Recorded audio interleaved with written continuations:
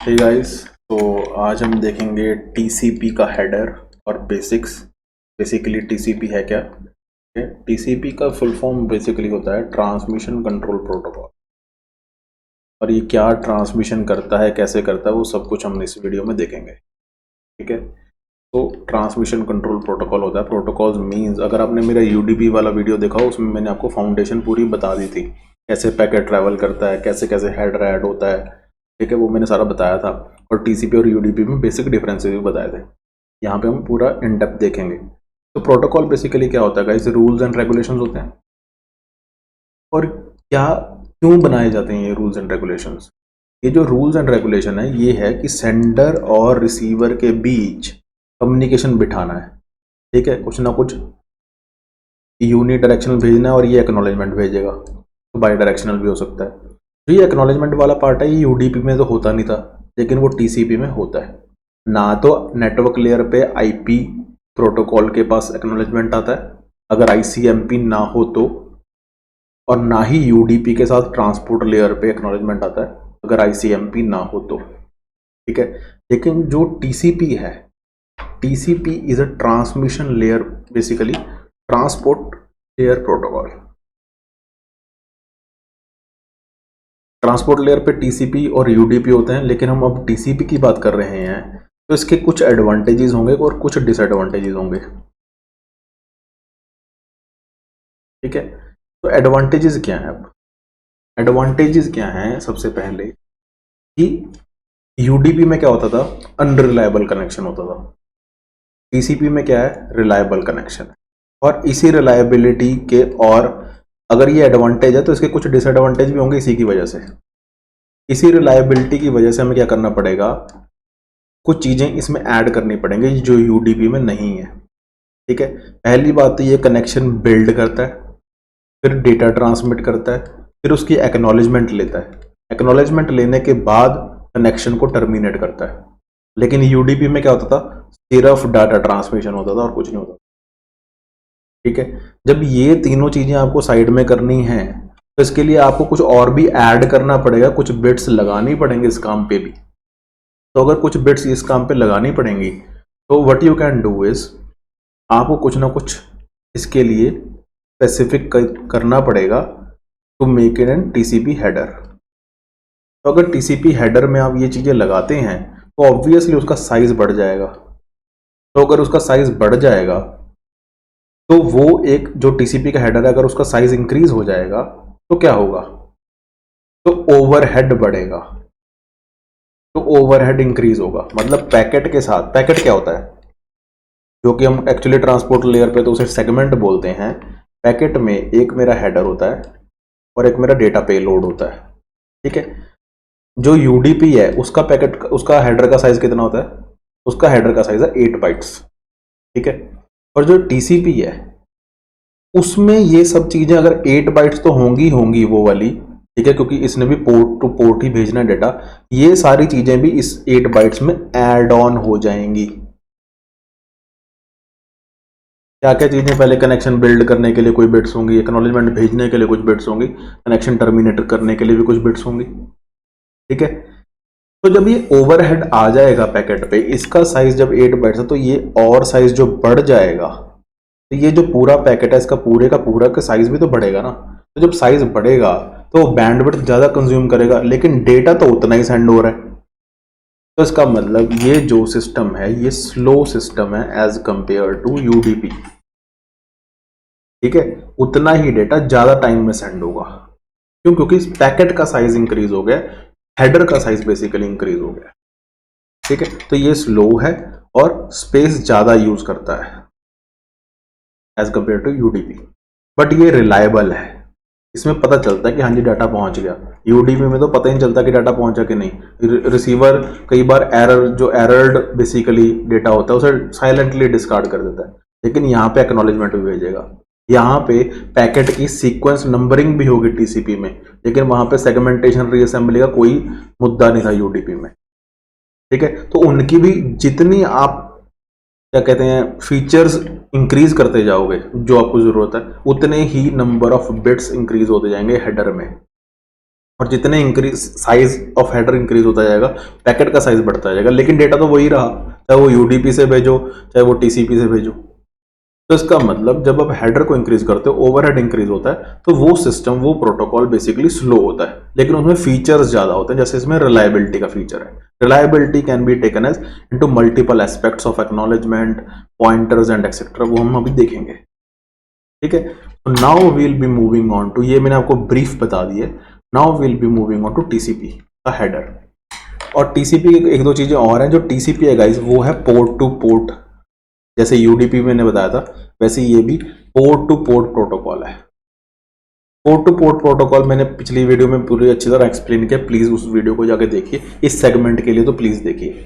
ठीक है, port two port basically होता क्या है, जैसे आईपी है वो होस्ट टू होस्ट प्रोटोकॉल है, कि एक कंप्यूटर नेटवर्क पे है उसका कुछ आईपी है, IP1 है, और जो दूसरा कंप्यूटर है वो IP2 है उसका, और इसने किसी राउटर के थ्रू इसे डाटा भेज दिया। ठीक है, लेकिन जो कंप्यूटर है वो डेटा जनरेट नहीं करता। ठीक है, जो उसके अंदर एक एप्लीकेशन, कोई सिस्टम, कोई एप्लीकेशन रन हो रही है, उसने कोई डेटा जनरेट किया है, वो जो एप्लीकेशन है ऑपरेटिंग सिस्टम को अपना डेटा दे देती है, ऑपरेटिंग सिस्टम उस पोर्ट पे रख देता है वो डेटा, वो पोर्ट अब कम्युनिकेट करेगा। ठीक है, पोर्ट है जो वो इस सिस्टम को डेटा बताएगा, फिर वो नीचे की लेयर डेटा नेटवर्क लेयर पे आईपी जुड़ेगा। ठीक है, फिर उसके बाद क्या कहते हैं डेटा लिंक लेयर पे फ्रेमिंग होगी, फिर उसके नीचे वो इथरनेट के थ्रू में भी जाए या किसी और प्रोटोकॉल के थ्रू जाए। वैसे ही सिमिलर प्रोसीजर रिसीवर साइड पे होगा, पोर्ट है जो वो डेटा पिक करेगा, मतलब पहले तो आईपी पिक करेगा, होस्ट पिक करेगा, फिर वो पोर्ट पे भेजेगा, पोर्ट ऑपरेटिंग सिस्टम को डेटा देगा और पर्टिकुलर एप्लीकेशन पे वो भेजेगा डेटा। तो ऐसे पोर्ट टू पोर्ट कम्युनिकेशन होता है। तो जो टीसीपी है वो पोर्ट टू पोर्ट का ख्याल रखती है, और जो आईपी है वो होस्ट टू होस्ट का ख्याल रखती है, मतलब एक सिस्टम से दूसरे आईपी तक डाटा पहुंचाने का काम आईपी प्रोटोकॉल का है। लेकिन एक एप्लीकेशन के पोर्ट से दूसरे एप्लीकेशन के पोर्ट पे डेटा भेजना किसी और सिस्टम के, वो काम टीसीपी या यूडीपी का है। तो वैसे ही हम यूडीपी में क्या लेते थे, सोर्स पोर्ट का एड्रेस, डेस्टिनेशन पोर्ट का एड्रेस, वो भी यहाँ पे भी वही लेंगे, बट विद रिलायबिलिटी ऑप्शंस, बस इतना ही फर्क है। ठीक है, तो अब शुरू करते हैं टीसीपी के हेडर को। अब आपको मैंने फाउंडेशन बता दी है सारी। ठीक है, तो सबसे पहले जो हेडर है, ठीक है, वो होता है सोर्स पोर्ट का एड्रेस। सबसे पहले हमने यूडीपी में यही किया था, सोर्स पोर्ट का एड्रेस, और एक पोर्ट का एड्रेस कितने बिट्स का होता है, 16 बिट्स का। ठीक है, फिर मेरे पास होता है डेस्टिनेशन का पोर्ट एड्रेस, और पोर्ट एड्रेस जब होता है 16 बिट्स का तो ये भी 16 बिट्स का ही होगा। तो ये मेरा एक कॉलम बन गया बेसिकली। तो ये जो कॉलम है गाइस, ये कॉलम हो गया है अब बेसिकली 32 बिट्स का, that is around 4 bytes, right. Same goes with आगे, अब हमने रिलायबिलिटी ऐड करनी है। तो रिलायबिलिटी के लिए अब यहाँ पे क्या है, सेगमेंटेशन एंड रीअसेंबली होती है। सेगमेंटेशन, अब जो ट्रांसपोर्ट लेयर है ना, उस पे हम पैकेट को बेसिकली क्या बोलते हैं, सेगमेंट बोलते हैं।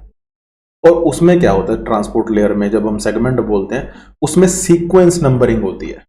अगर आपको स्टॉप एंड वेट अपने डेटा लिंक लेयर में ये फ्लो कंट्रोल में पढ़ा हो, मैंने वीडियोस भी उस पर सारी बनाई हैं, stop and wait, go back N, ठीक है, या सिलेक्टिव रिपीट, अगर आप उसमें एक चीज देखें, उसमें एक चीज क्या होती है, सीक्वेंस नंबर जनरेट करते हैं हम इन दी एंड, कितने नंबर ऑफ पैकेट्स हैं एक विंडो में जा सकते हैं, और हर पैकेट को कैसे एड्रेसिंग करनी है। तो एक पैकेट को एड्रेस कर, टोटल नंबर ऑफ पैकेट्स को एड्रेस करने के लिए मैक्सिमम नंबर ऑफ कितनी बिट्स लगेंगी, और उस बिट्स को क्या बोलते हैं, सीक्वेंस नंबर। हर फ्रेम का डेटा लिंक लेयर पे अपना एक सीक्वेंस नंबर होता है, जो कि उसे यूनिकली आइडेंटिफाई करता है पूरे ट्रांसमिशन में।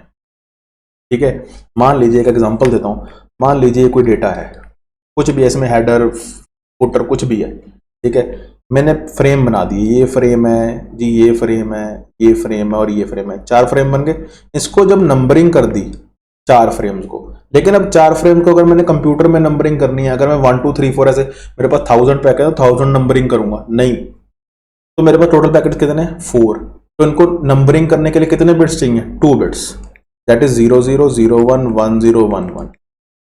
ठीक है, मान लीजिए मैंने कुछ ऐसे 0 2 3 बना दिया, 0 1 2 3, ऐसे मैंने 4 पैकेट की नंबरिंग कर दी, कितने बिट्स लगे मुझे, 2 बिट्स लगे। तो इसे बोलेंगे सीक्वेंस नंबर।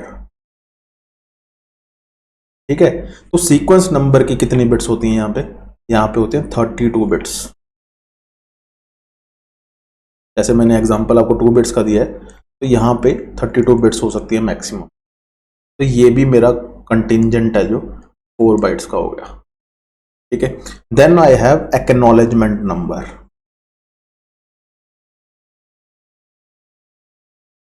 अब मैंने आपको पहले बताया था कि जो टीसीपी होता है, यूडीपी में तो एक्नॉलेजमेंट नंबर होता नहीं। टीसीपी में अगर एक्नॉलेजमेंट चाहिए तो एक्नॉलेजमेंट नंबर भी तो कोई होना चाहिए ना। ठीक है, तो वो होता है 32 बिट्स का। अब मैं इस एक्नॉलेजमेंट नंबर की कहानी बताता हूं आपको। आपने देखा होगा कि जब stop and wait protocol use करते हैं, तो जब डेटा जाता है, एक पैकेट एक टाइम पे जा सकता है। ठीक है, स्टॉप एंड वेट में, गो बैक एन में स्लाइडिंग विंडो होते हैं, तो मल्टीपल पैकेट जा सकते हैं। तो स्टॉप एंड वेट में जब एक पैकेट जाता है गाइस, तो उसमें आप क्या करते हैं, मान लीजिए उस पैकेट में एरर आ गया, तो रिसीवर को पता चल जाएगा कि उस पैकेट में एरर आ गया, और रिसीवर आपको एक्नॉलेजमेंट भेजेगा कि मैं वो पैकेट डिस्कार्ड कर चुका हूं क्योंकि उसमें एरर आ चुका है। ठीक है, या कोलाइड हो चुका है। ठीक है, उसमें एरर आ गया, बेसिकली वो पैकेट किसी ना किसी कारणवश सही रूप में रिसीवर तक नहीं पहुंचा। तो जब या तो एक्नॉलेजमेंट नंबर अगर कोलाइड हो गया तो जैमिंग सिग्नल के थ्रू आएगा, या आपके पास एक्नॉलेजमेंट नंबर आएगा जब रिसीवर ने वो पैकेट डिस्कार्ड किया। ठीक है, अगर रिसीवर ने वो पैकेट डिस्कार्ड किया तो रिसीवर को कैसे पता चलेगा, जब आप कहते हैं ना कि नेक्स्ट पैकेट का वो मुझे बिट भेजेगा, मतलब मैंने 0 सेंड कर दिया, 0 यूजर रिसीवर ने रिसीव कर लिया, लेकिन अब वो मांग रहा है फर्स्ट पैकेट, तो वो क्या करेगा, फर्स्ट का एक्नॉलेजमेंट में 1 लिख के भेज देगा, तो मैं फर्स्ट पैकेट भेजूंगा। ये सिस्टम है कि उसने 1 लिख के भेजना है, मतलब नेक्स्ट सीक्वेंस नंबर लिख के भेजना है। ये कैसे डिसाइड हुआ, ये यहां पे टीसीपी में डिसाइड होता है ये चीज, ट्रांसपोर्ट लेयर पे। सेंडर ही ये एक्नॉलेजमेंट नंबर भेजता है रिसीवर को। ठीक है, इसमें जो नेक्स्ट सीक्वेंस नंबर होगा ना, मान लीजिए इस पैकेट, ये जो मैं पूरा पैकेट बना रहा हूं, जिस भी पैकेट का ये हेडर है, मान लीजिए वो पैकेट नंबर 1 है, तो सेंडर यहां पे क्या भेजेगा, 2 लिख के भेज देगा। इसका मीनिंग क्या है कि जब रिसीवर को ये पैकेट नंबर 1 मिलेगा और वो 2 के एक्सपेक्टेशन में है, तो यहां से रिसीवर ये एक्नॉलेजमेंट नंबर उठाएगा और सेंडर को भेज देगा। इससे सेंडर को क्या पता चलेगा, इससे सेंडर को पता चलेगा कि पैकेट नंबर 1 के टीसीपी के हेडर में एक्नॉलेजमेंट नंबर 2 था। इसका मीनिंग वो रिसीवर को एक्नॉलेजमेंट नंबर 2 भेजा जब रिसीवर ने मुझे, तो सेंडर को क्या पता चला कि रिसीवर को पैकेट नंबर 1 मिल चुका है और वो उसने वहां से एक्नॉलेजमेंट नंबर निकाल के मुझे भेजा है। सो रिसीवर वांट्स सीक्वेंस नंबर 2 का पैकेट। तो ये सारा मुद्दा है। नाउ आगे मेरे पास जो सेगमेंट है उसमें मैं लेता हूं H header length, H length बोलते हैं। ये 4 बिट्स की होती है बेसिकली, और मिनिमम इसमें वैल्यू होती है 5। ठीक है, तो 5 कैसे बनेगा, बेसिकली 4 and 1, तो 0 1 0 1, जैसे 5 होता है। ठीक है, ये 4 जैसे IPv4 में था वैसे ही इसमें हेडर लेंथ होता है। तो हेडर लेंथ ये 4 से मल्टीप्लाई करते हैं हम, 4 से जब मल्टीप्लाई करेंगे तो क्या आ जाएगा, तो ये बन जाएगा 4 5 20।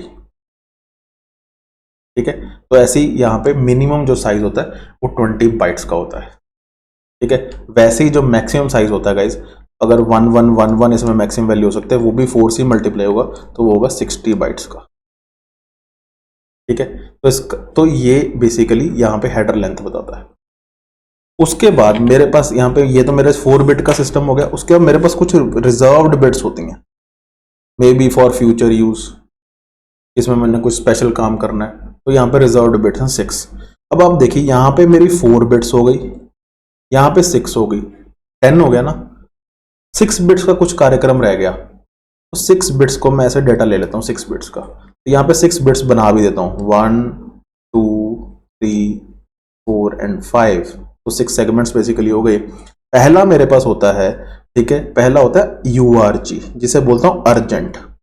ये 1 बिट है, सिंगल बिट की बात हो रही है। ठीक है, अगर ये अर्जेंट बिट सेट है, मतलब 0 नहीं है 1 है, तो इसके आगे एक और सेगमेंट है जिसमें अर्जेंट पॉइंटर होगा। तो वो अर्जेंट बिट अगर सेट है, तो पहले पैकेट रिसीवर क्या देखेगा, हाँ जी अर्जेंट बिट सेट है, 1 है, तो इसका मतलब अर्जेंट पॉइंटर पे जाना मुझे। फिर वो अर्जेंट पॉइंटर की जब बारी आएगी, अर्जेंट पॉइंटर देखेगा, तो अर्जेंट पॉइंटर में वो उसे क्या पता चलेगा, अर्जेंट पॉइंटर में उससे पॉइंटर क्या करता है, एड्रेस स्टोर करता है। पॉइंटर एक वेरिएबल होता है जिसमें एड्रेस स्टोर हो सकता है, स्पेशल वेरिएबल मान लीजिए। तो वो क्या करता है, वो एक ऐसे एड्रेस पे ले जाता है, ऐसी एक बिट पे ले जाएगा रिसीवर को, जहां पे कुछ अर्जेंट डेटा का जो पोर्शन है उस डेटा में, पूरे पैकेट में बहुत सारा डेटा है, ठीक है, उस पूरे डेटा में थोड़ा सा पोर्शन है कुछ जो अर्जेंट डेटा है। तो उस अर्जेंट डेटा का जो लास्ट पॉइंटर होगा ना, लास्ट बिट होगी जहां पे वो अर्जेंट डेटा खत्म होगा, वहां पे वो अर्जेंट पॉइंटर उसे ले जाएगा। उस बिट, उस last bit of the urgent data का जो एड्रेस है वो स्टोर होगा अर्जेंट पॉइंटर में। और अर्जेंट पॉइंटर को रिसीवर क्यों देखेगा, जब ये अर्जेंट बिट जो एक बिट है सेट होगी, मतलब 1 होगी, ठीक है। तो ये सिस्टम है अर्जेंट बिट का। Then we have another bit called as ACK। ACK bit होती है एक्नॉलेजमेंट की, ठीक है, कि अगर ये बिट सेट है तो वो रिसीवर एक्नॉलेजमेंट देगा मुझे। और ये बिट और भी चीजों के लिए यूज होती है। ये बिट यूज होती है कनेक्शन एस्टेब्लिशमेंट में, ठीक है, और कनेक्शन टर्मिनेशन में, वहां पे भी यही एक्नॉलेजमेंट बिट सेट की जाती है। Okay, now moving on to next, we have a bit called push. अब ये पुश क्या करता है, मान लीजिए आपको एक एग्जांपल देता हूं, छोटा बना लेते हैं। यहां पे मेरा सेंडर है, ये मेरा रिसीवर है। एक रूट सेंडर टू रिसीवर पहुंचने का ये राउटर्स है।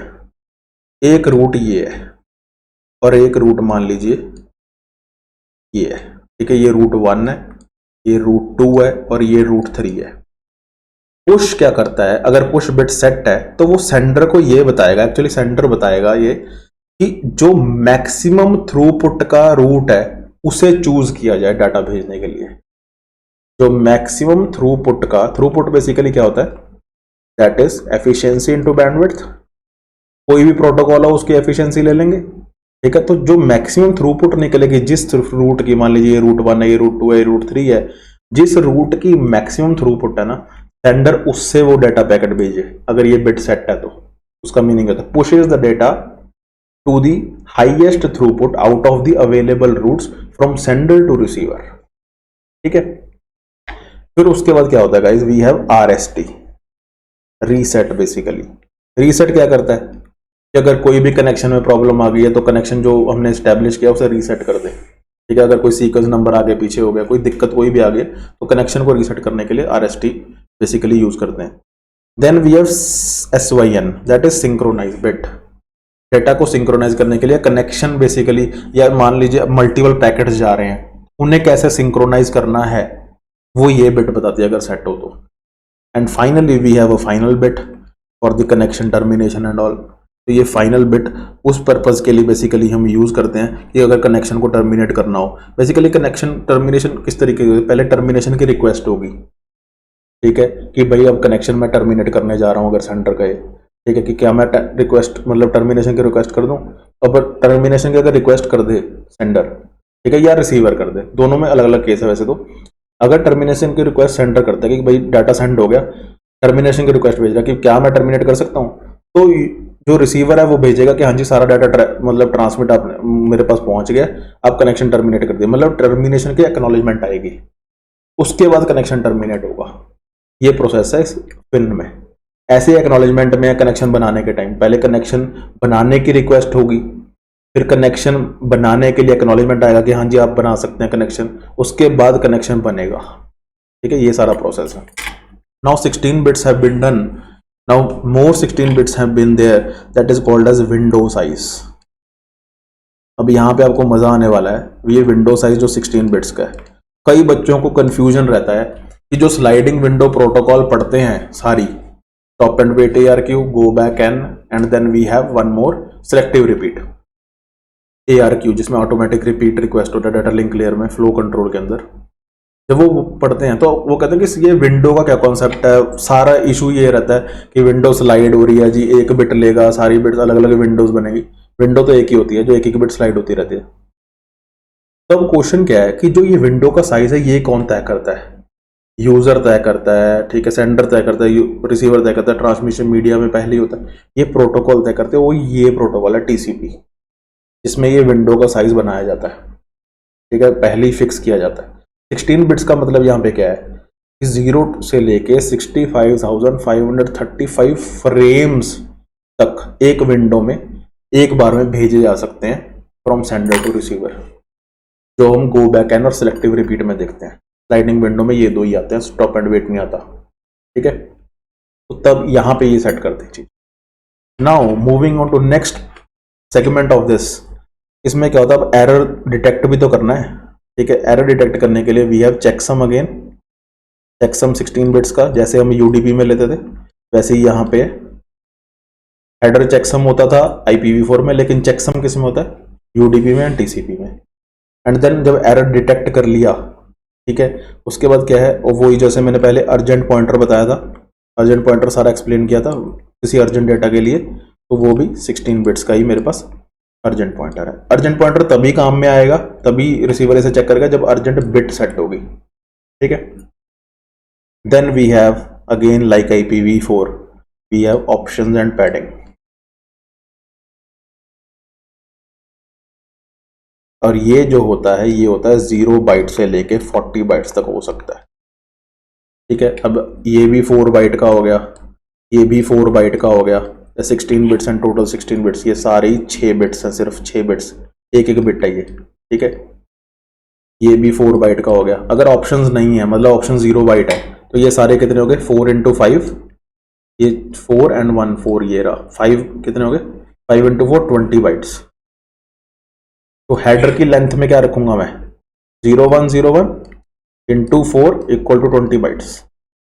लेकिन अगर मेरा ऑप्शंस 40 बाइट्स का है, तो 40 bytes plus this 20 bytes = 60 bytes. तो हेडर की लेंथ में 4 बिट्स क्या होंगी, 1111 × 4 = हेडर का साइज कितना होगा, टीसीपी के हेडर का size 60 bytes.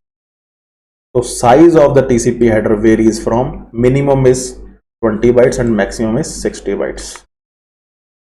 Okay guys, I hope. ये जो एक और बात है कि जो ये ऑप्शंस और पैडिंग है, ये क्यों लगाते हैं, ये बेसिकली अलाइनमेंट के लिए होता है, इसके भी आगे बहुत पर्पज होते हैं। ठीक है, 0x00 0x01 हर ऑप्शन का अपना मीनिंग है। ठीक है, आई होप आपको ये सारा ट्रांसमिशन कंट्रोल प्रोटोकॉल का टीसीपी हेडर सारा कॉन्सेप्ट बिट बाय बिट समझ आया हो। ठीक है, थैंक यू सो मच।